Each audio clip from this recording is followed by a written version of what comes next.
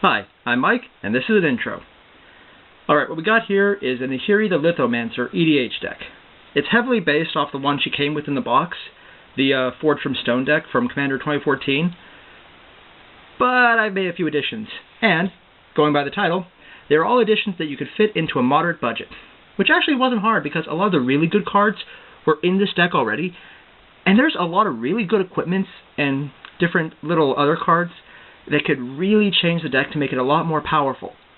So, without any further ado, here's the deck. Of course, you have Nahiri. Get a good look at her. Okay, I'm going to put her back just because my hand gets in the way. Her first ability pops out a core soldier token specifically, with an equipment that comes in attached to it. Or, well, you equip the equipment to it. But yeah, which is great because a lot of the problems I've had with the EDH decks that have a lot of equipment is that they just one-shot whatever creature tries to equip it, and I'm usually screwed. It's like, oh, all these equipment, no creatures. She takes care of that, which is one reason she's amazing to start with. Her second ability takes an equipment from your hand or graveyard and puts it onto the battlefield. That cuts down mana cost or recursion, which is always great. And then her, big ult is if she sticks around long enough, you get a beat stick. A really, really nice beat stick. Double strike and +5/+5. Not something to laugh at, but her first abilities are just so much better. Alright, that's Nahiri. She's a 5-drop, so she's a little expensive, but she's worth it. Next, I'm going to jump into the creatures. First up, now not all of these are going to be great cards, but they're going to serve a really good function. First up, we have Leonin Squire. He's a 2/2 body for 2, which isn't bad, but the fact that he recurs a 1-cost mana artifact, or not mana artifact, but a 1-cost artifact from your graveyard to your hand, makes that you can regain a lot of really good artifacts. Specifically, one I'm going to mention later. There's you'll see. Cards I really like. Grand Abolisher. He makes it so your opponents, on your turn, can't hurt you. Well, not easily. Sure, he's weak on his own turn, and he doesn't do much besides that, but even then, a 2/2 body for 2 with a lot of equipment is still scary, and the fact that he gives you a layer of protection is useful. Alright, Mentor the Meek. I wasn't sure about this guy at first. He came with the deck, so I'm not worried about his cost. But when I read him, whenever another creature with power 2 or less enters the battlefield, I can pay 1 to draw a card. Nahiri, her first ability is to put a 1/1 creature onto the battlefield. For just 1 mana, with Nahiri out, you easily get a tutor. Well, not a tutor, a draw. It's a quick cantrip, and it works great for that. Alright, this is the first guy I added in. Knight of the White Orchid? Orchid, yeah. I said orchid for some reason. But yeah, he's good because he's a 2/2 body for 2 with first strike on his own, and the fact that he gives you a land advantage if you're lacking, which it's a white deck, that could very well happen. You have mana artifacts to really back it up, but there's really no land search, besides a couple cards that came with the deck. So he's very useful for that ability, and he's a nice base for artifacts. The next card is someone I really like. Pure Steel Paladin. A 2/2 body for 2. You might see a theme with that. It's intentional. Well, I'd like to claim it is, but just pretend it actually is. It's really not. His big ability is his Metalcraft, which makes equip cost 0, which in this deck is really useful. The ability he's more adequate with, and honestly can be broken quicker, is that whenever you play an equipment card, you can draw a card. That could really, really help you at a deck that really doesn't have too much draw, if you play it straight up. Alright. Hunter Skirmisher. A 3-drop 1/1. Not that great until you realize he has flying and double strike in a deck with a lot of artifacts. He can become very scary very fast, and he takes care of an issue with flying cards. Because, it's good defense, and he has freaking double strike. If you get an equipment on him, almost anything, and he becomes a pretty decent threat really fast. Just a great general card. Pilgrim's Eye. It's a 3-drop for 1, but it has flying, so at least you can chump something, and it'll get you a land, which could be useful if your mana screwed. Fencing Ace. He's a 1/1 double striker for 2. Basically, he's in here to be a body to get equipments on, because, well, there's very few equipments that have less effect when double striking. Really, he's just really scary if you get him equipped at all.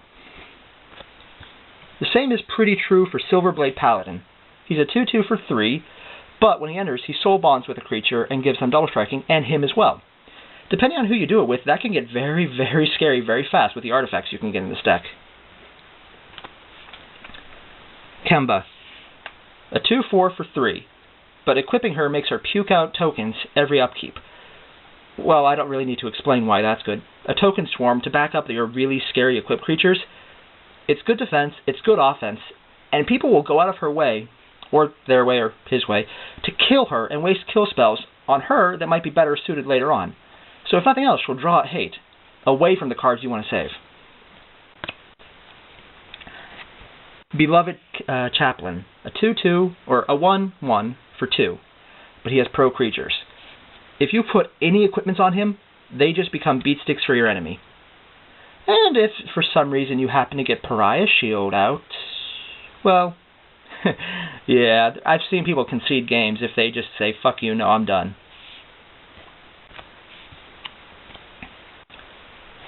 Auriok Sunchaser. I probably said that wrong, but it's a 1/1 for 2. On its own, it's an thing, but with Metalcraft, 3 artifacts out, which should be very easy. It gets +2/+2 and has flying, and a 3/3 flyer isn't bad as a base to equip things to. And the cards that give it double strike make it better. Leonin, I'm not going to say that last word because I know I will mispronounce it. A 2/2 for 2, not bad. But making equip speeds instant, that's worth it because there's a lot of equip in this deck. And if you have Pure Steel Paladin out, you can really screw someone's day over by instant 0-cost equips. Brass Squire, a 3-drop, 1/3, so he has a decent defense, not great but decent. But his tap ability is an instant speed equip. This is an equipment deck. That's useful just flat out. Leonin Abunis. I definitely said that wrong, but A 4-drop, 2/5. So decent defense if nothing else. But he gives hexproof to all artifacts you control. And this is something where you really don't want your artifacts to be destroyed. Or even worse, exiled. Nahiri can get rid of the destroyed ones and get them back. But if they're exiled, she's kind of out of luck. So he's really useful.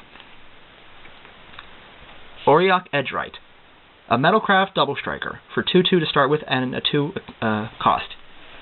He's a great base, and even if you have nothing else, even if you don't have Metalcraft, he's still useful. Better with it though.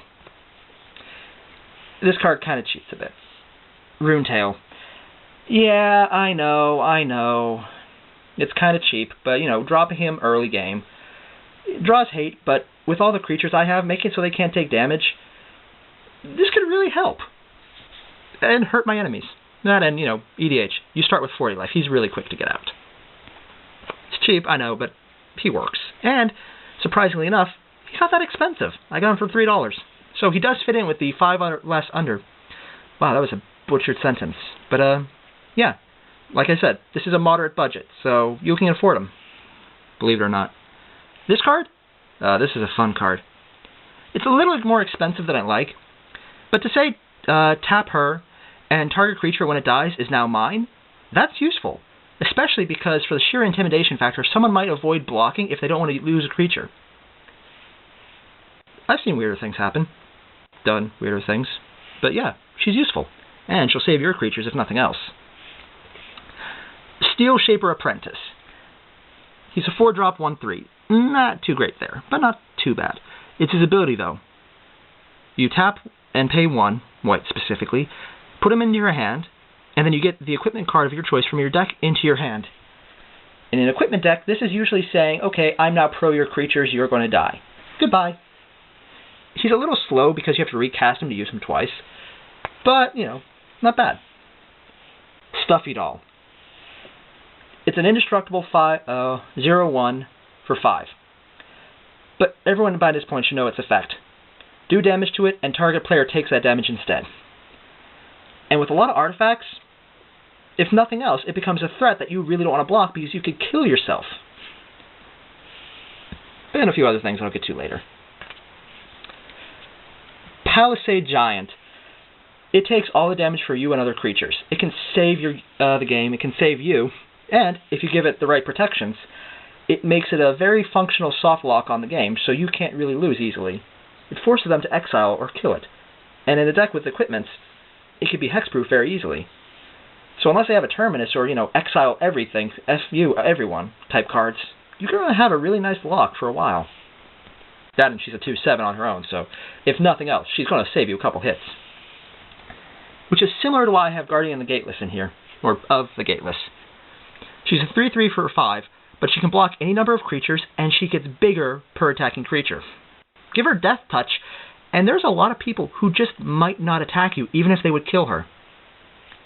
And if not, she can hugely stop a swarm just on her own. Weathered Bodyguards. Now, if you're playing blue, they might very well tap this creature, but for what it does, it basically absorbs the damage. And then you just don't get hit. And you get paid for its morph cost. Sure, it's 4 to unmorph it, and 3 to get it out the first time. And it's a little more that way, but either 6 or 7 over 2 turns. You can probably afford this. And, money-wise, it's a cheap card, so it doesn't break the bank. Veteran Bodyguards. It is the exact same thing as Weather Bodyguards, except it costs 1 less to start and there's no morph. Otherwise, it's functionally identical. Just give it the right protections and make sure it doesn't tap, and you can more or less claim that you have a soft lock on the game. Always useful. Sun Titan. For all those cards you want that are in the graveyard and you just want to get back, Sun Titan's your answer. And the fact that he's a Vigilant 6/6 for 6, so an amazing base to start with, that ain't going to hurt. Alright, next, I'm going to move into the support cards. Non-creatures, non-artifacts, or specifically equipment artifacts. First up, White Sun Zenith. If it's late game and you have a lot of mana, it can puke out tokens and it'll recycle itself, so you might use it later. That's really why it's in here. It came with the deck, and so I'll keep it in, because it can give me defense if I need it. Martial Coup, another card that came with the deck. Basically, pay 7, wipe the board, and get 5/1/1 creature tokens. Nahiri will stay out because she's not a creature, and she can immediately get something back if you need it. So, it's usually a good way to switch up the game, if you're not doing too well, or you just want to screw over your opponents. Comeuppance. This card is just good for saying, no, sorry, you don't win this turn. I don't like it too much because it's an instant that only gets a little use, but on the other hand, if you use it right, it can really screw someone over, especially if they're pulling out an instant combo to just one-shot you with a massive bit of damage. Or if someone's attacking you with a Blightsteel, this immediately kills it because Blightsteel infects itself instead, which is actually a funny way to get rid of one. Not bad for 4 mana. Elixir of Immortality. It's a 1-drop that for 2 gets you 5 life and lets you shuffle it and your graveyard into your library. Great for late game if you're kind of stalling out, or if you just need to shuffle, which I've used it for more than a few times. Mind Stone. It's a 2-drop, comes in untapped, and gives you 1 colorless mana. That's really why it's in here. The fact that I can pay 1, tap it, sack it, and draw a card can help if I'm really late game and I just need cards in my hand. If nothing else, it'll help speed up Nahiri to get out quicker. Which is the exact same reason I have Marble Diamond. It enters the battlefield tapped, but for 2, it's basically a functional mirror that you can't kill. I like it. Pearl Medallion. White spells you cast cost 1 less. It's a 2-drop, so it's actually not hard to get out. For that reason alone, it's worth keeping in here because it speeds up your deck and doesn't actually do anything to your opponents, which is very useful. Soul Ring. It came with the deck, so it counts. I think you all know about this. Pay 1, get 2. It speeds up decks so badly, and Nahiri can get out much faster with it. Just to preface the next card, well, you'll see. Mana Vault. To be fair, I said this is a moderate budget, and I got this card for $5 a couple days ago. It counts, okay? I'm not being defensive, no. But yeah, there's some places that will charge a lot more than 5 for it, and others that will charge less. If you go online, you can probably get a good deal. Or just go to the shop I know. I'm not going to name names, mostly because I forgot the name somehow. Wow, that's weird. But yeah, depending on your shop, it might be affordable. It's at the $5 range. A little more, a little less, depending on where you look. So it counts. And pay 1, get 3. Sure, you have to pay 4 to untap it, but really, if you get that 3 right off the bat, you can probably get Nahiri out, because it's a 2 mana advantage that turn. More if you wait. Endless Horizons. Surprisingly, not an expensive card, mostly because it comes with a few weaknesses. Sure, it lets you, for 4, put it down, and take out a number of planes out of your library and put them under this. So if this is exiled, you lose those planes. But as long as you don't take too many, maybe like 4 or 5, you have a few guaranteed turns of lands, and they're out of your deck. I would not recommend taking out all your lands, because then you're really screwed and you might just want to forfeit, which might be the smart idea. Otherwise, good card. Gives you advantage. Gift of the Estates. If an opponent controls more lands than you, search your library for up to 3 Plains cards, reveal them, and put them into your hand, then shuffle your library. Basically, it guarantees that you need the land, or that you'll get the lands you need. It's hard to get mana screwed when you suddenly have 3 in your hand. You're guaranteed 3 turns of drops, and it's really not hard if you're not going first. So yeah, not bad for a 2/2, or 2-drop. I swear it was only $2 when I bought it. Steel Shaper's Gift. Search your library for an equipment. Reveal that card, put it into your hand, then shuffle your library.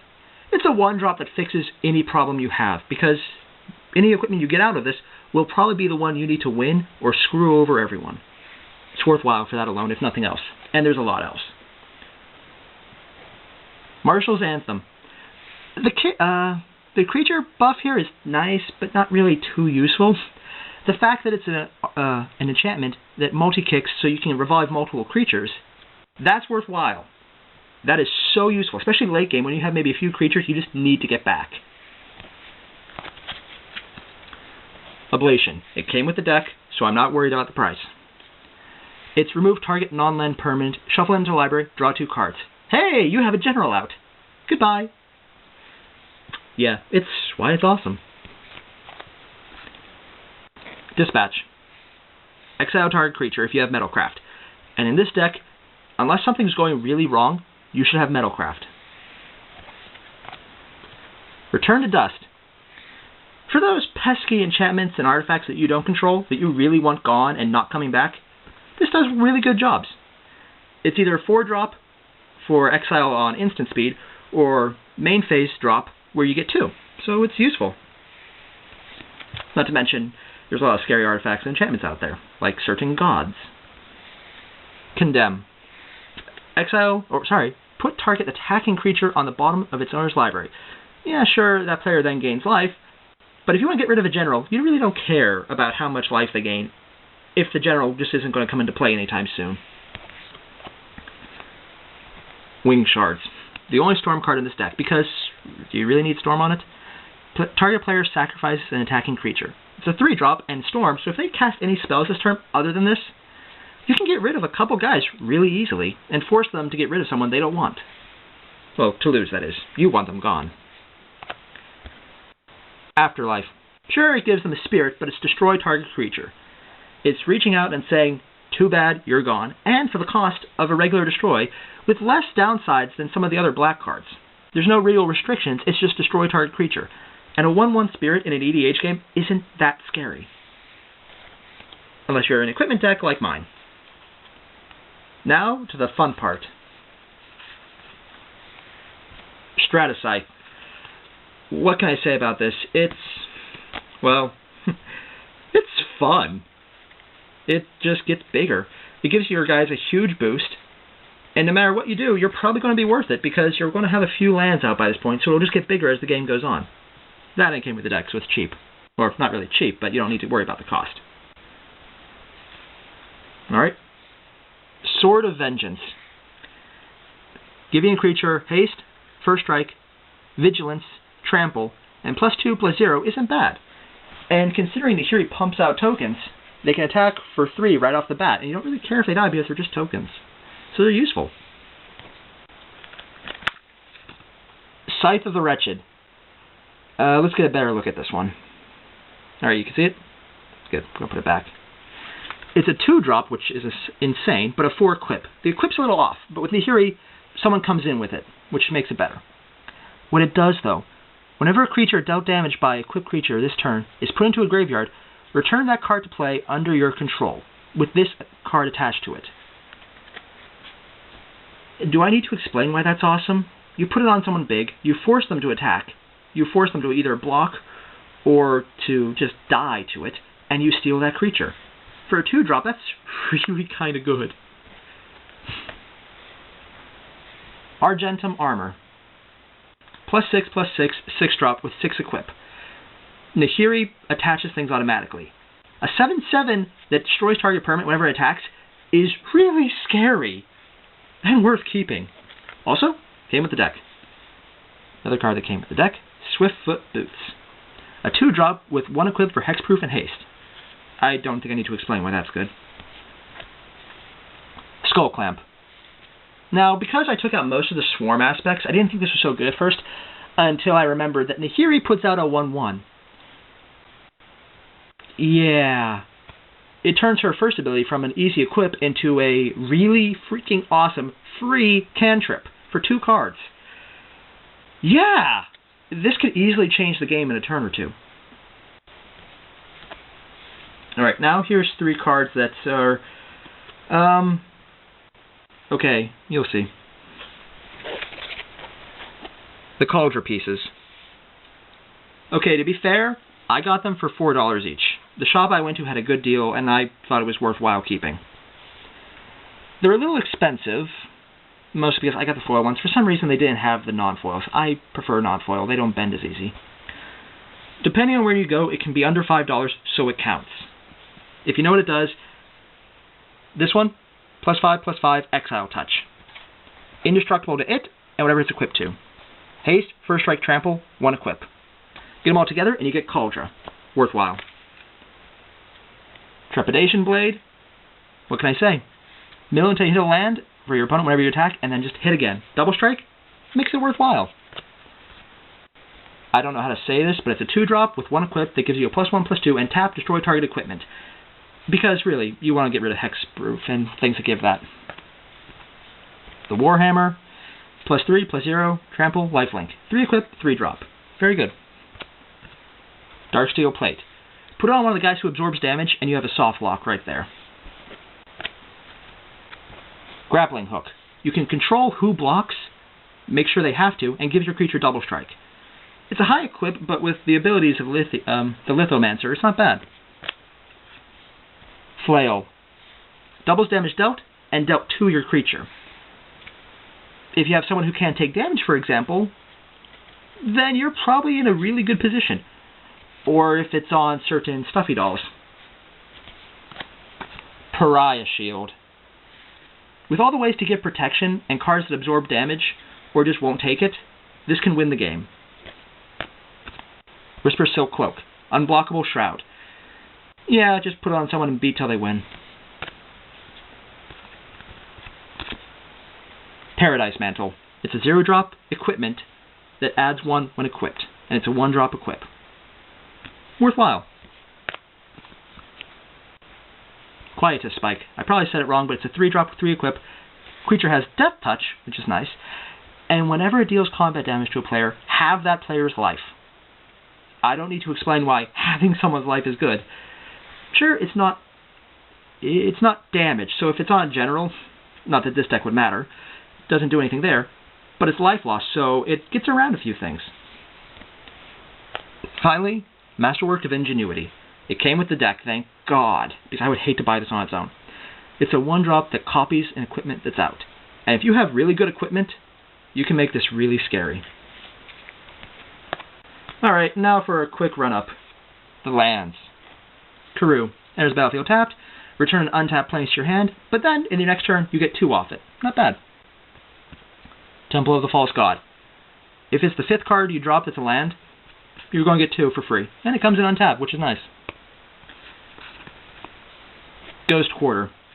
Sure, they get another land, but if you need to take out a special land, yeah, worthwhile. Could really screw someone up. Arcane Lighthouse. Comes in untapped, gives you 1, and you can make sure someone with Hexproof or Shroud loses it, which can let you fix up a lot of things. Sky Ruin. Regenerate if you have 7 planes, which you will get. Yeah, great card. So, that's the deck. Hope you enjoyed it. If you like it, subscribe, leave a like, and see you next time. Later.